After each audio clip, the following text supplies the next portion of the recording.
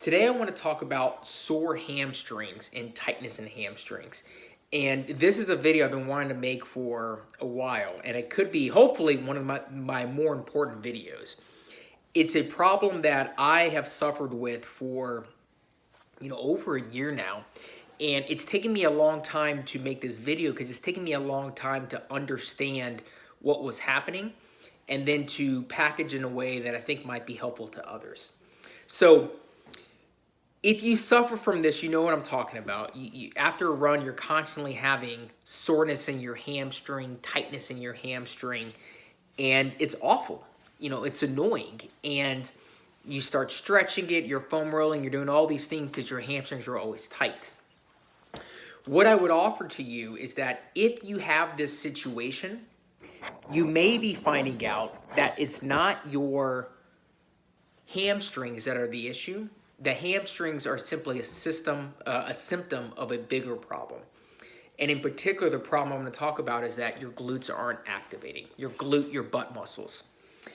And so to do that, let's walk through some of the mechanics of the running. And by the way, over the last year, I have read many articles, I've watched many videos, and then ultimately I started working with a physical therapist who also works with the elite athletes in the local running club, and has really opened up my eyes to how all these things connected and how it all comes back to what I want to talk about today. So it's taken me a long time to better understand this, and by no means am I claiming this is your problem, but if you think the solution to your tight hamstrings is stretching and strength exercising, you may be surprised to find out there's more to it, and hopefully this video can help you. Okay, so let's walk through the mechanics of a running stride. Let me see if I can make this easier to see. All right, so when you're running, right, the power of your run, and you can't see it, but is when your foot lands, and ideally it's landing directly underneath your center of mass, and then it's pushing back, right? It's pushing back as you drive forward, and you can't see it here, but that's the idea of what's happening, is that your foot lands under your center of mass, and then it extends backwards as it's pushing you forward, right? And this leg extends. So in that motion, let's talk about the muscles that are allowing your leg to land and then push backwards and extend. And you can feel a little bit if you do a running stride. If you put your foot down and you push it backwards and kind of extend it, what you should feel, if you put your hand on your butt, you should feel your butt tensing, clenching, because your glute's activating. Your glute is allowing your leg to extend backwards and push you forward. It should be a big glute activation. Additionally, your hip flexors are allowing your leg to make that movement, but your glute is the very powerful muscle on your butt, right, that allows humans to walk upright. That is the key muscle group that is making that motion happen. Where your hamstrings come into play is as your leg straightens, as you're pushing backwards, your hamstring prevents it from going all the way and hyperextending the knee, right? The hamstring's job is to prevent the leg from opening all the way up so that it hyperextends. It kind of keeps it in a nice line. That's its job. But the glute is a huge muscle, you get big butt, right, that powers the running stride. What can happen, though, is that your body can get misaligned and it won't allow your glutes to activate. And I want to show you what I mean by that. So we'll try this again. If you're, say you're standing here, right? You're standing upright. Take this and kind of stick your butt out like that. Right? Kind of arch your back, stick your butt out. It's a very, I'm over-exaggerating, but try that, right? Stick your butt out. Now do that and try to squeeze your butt cheeks together. You're not going to be able to do it. Because when your butt cheeks are when your glutes are that far back from your pelvis, you can't squeeze them. Your pelvis has to be underneath you, right? If you keep your pelvis underneath you, then squeeze your butt cheeks, you can do it, right? That's the motion your pelvis needs to be in. And when you run, you need to have your pelvis not tilted backwards or forwards. It needs to be up and down underneath your body. And that allows you then to squeeze the glutes and activate them. That's the motion. And so if you watch a lot of videos on YouTube, which is what I was doing, they're giving you all these different drills to activate your glutes, right? They're saying, all right.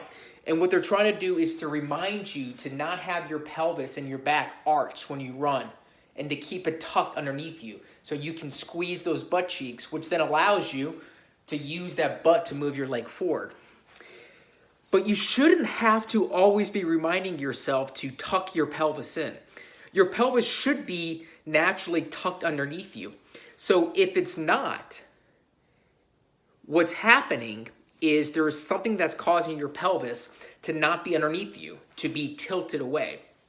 And what I've learned by working with a physical therapist is you have muscles, right? You have your lower back muscles and you have your psoas up front.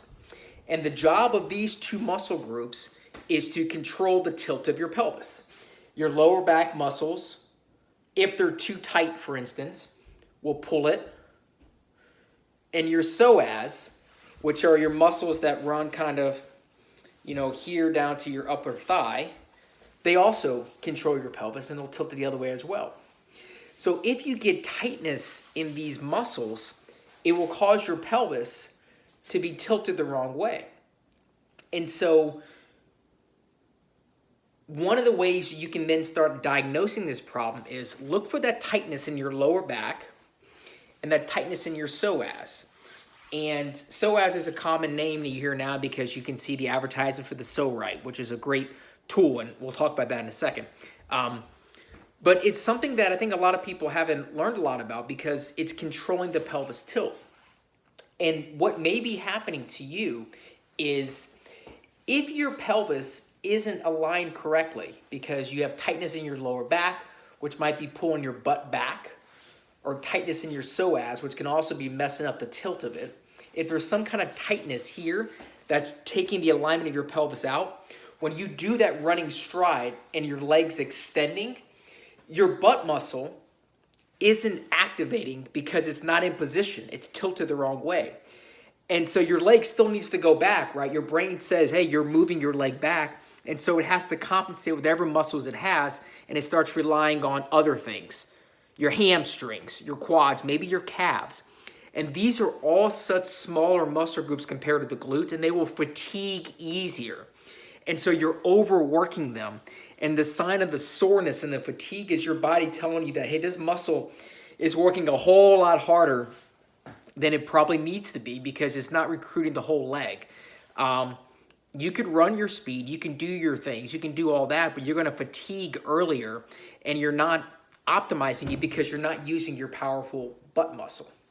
So the way to solve this is obviously you can go work with the PT, you can do those type of exercises, you can do glute activation. The place that I think you might want to start is paying attention to the tightness in your lower back and your psoas.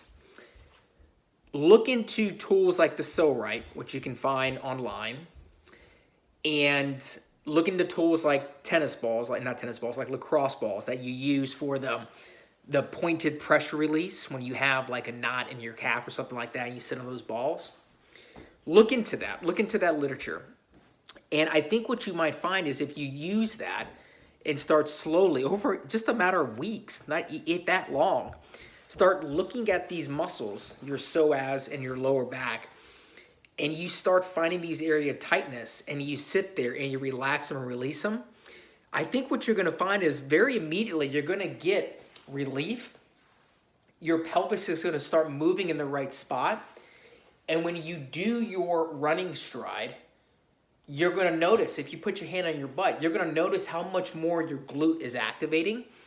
And that's going to make such a huge difference in not having to recruit your hamstring muscles as much anymore to run, and instead go back to the powerful muscle group that powers running, which is the glute muscle. And then it's less about making sure your running form's right and activating and tucking your pelvis, because your pelvis should be more naturally aligned if things aren't tight throughout your body. So that's what I want to suggest for you. If you're suffering from tight hamstrings and soreness and constant soreness in your hamstrings, and it's been that way for a while, and your solution has been stretching and foam rolling and icing and all those things, I want you to pause, and I want you to consider the fact that maybe the hamstring tightness isn't the problem. Maybe it is a symptom of a bigger problem, which I propose for a lot of us. For me, it's been the issue. Your glutes aren't activating, and it's causing your hamstrings to work harder than they should be for an efficient running stride.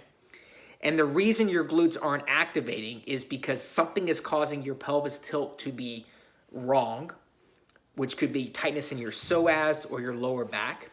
And concentrated massage work on those for a short period of time can make significant improvement in your running efficiency as well as soreness in your hamstring. I hope this helped. Remember, it's not luck, it's training. The more you know, the faster you can run.